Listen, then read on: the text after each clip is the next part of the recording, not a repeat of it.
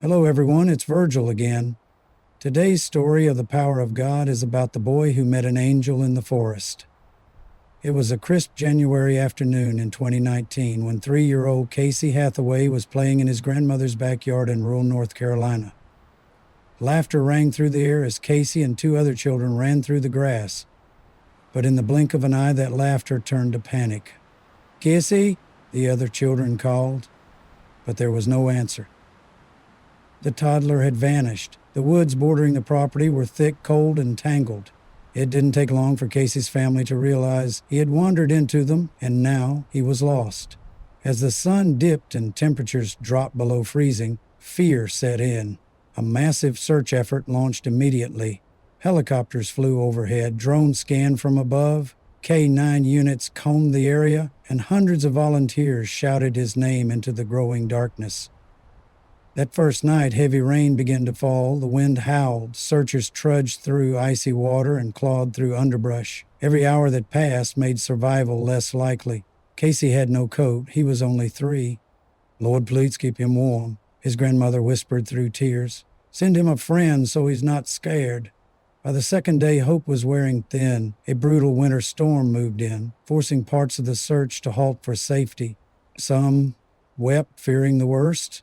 But not everyone gave up. Many kept praying, "Keep him safe, Lord. Let him know he's not alone." Then, late on the 3rd day, 55 hours after he went missing, searchers heard something, a faint whimper, followed by a soft humming. It was a child's voice. They followed the sound through briars and brush until they found him. Little Casey, tangled in thorns, soaked and shivering, but alive.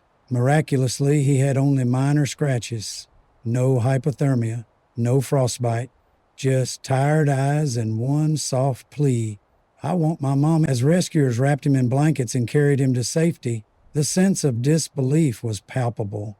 How had a toddler survived 2 nights in below freezing temperatures, exposed to the elements, without shelter or warmth? Then, Casey began to talk. In his small voice, he said something no one expected. "I hung out with a bear." "A bear?" At first, adults exchanged puzzled glances. Wild bears did live in those woods, but they're dangerous, not protective. Yet Casey was certain. He said the bear was friendly. It stayed with him.